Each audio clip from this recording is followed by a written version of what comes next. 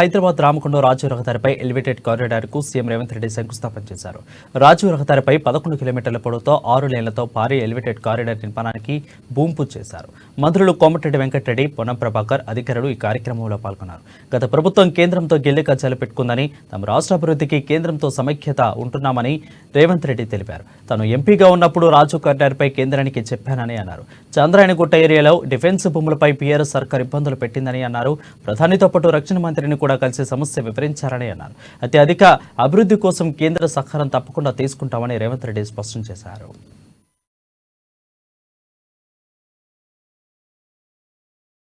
అదేవిధంగా defence committee మెంబర్గా ఆ సమావేశాలలో కూడా ఈ అంశాలను ప్రస్తావించినప్పుడు కేంద్ర ప్రభుత్వానికి రక్షణ శాఖకు సంబంధించిన అధికారులు గత మీ రాష్ట్ర ప్రభుత్వం యొక్క వైఖరి సరైన విధంగా లేక కేంద్ర ప్రభుత్వంతో సరైన సంప్రదింపులు జరపకపోవడం వల్ల ఈ సమస్య పరిష్కారం కావడం లేదని నా దృష్టికి తెచ్చింది.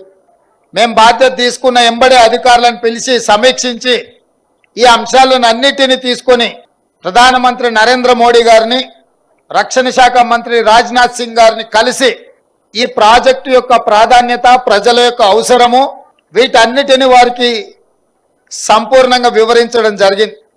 ఆ సందర్భంగా వారు రాష్ట్ర ప్రభుత్వం కూడా కొన్ని, కేంద్ర ప్రభుత్వం ముఖ్యంగా రక్షణ శాఖ వికారాబాదులో పూడూరు దగ్గర నేవీ విభాగానికి సంబంధించిన భూముల కేటాయింపులో కూడా రాష్ట్ర ప్రభుత్వం సరైన నిర్ణయం తీసుకోకపోవడము, అదేవిధంగా చాంద్రాయణగుట్ట ప్రాంతంలో ఉన్న రక్షణ శాఖ ఆధీనంలో ఉన్న భూములను కూడా లీజ్ రెన్యువల్ చేయకుండా కేంద్ర ప్రభుత్వాన్ని, రక్షణ శాఖని ఇబ్బంది పెట్టి ఈ సమస్యల్ని పరిష్కరించుకోకుండా జటిలం చేస్తున్నారని చెప్పి మంత్రులు నా దృష్టికి తీసుకురావడం జరిగింది. ఆర్థిక శాఖ మంత్రి నిర్మలా సీతారామన్ గారిని కూడా మేము కలిసినప్పుడు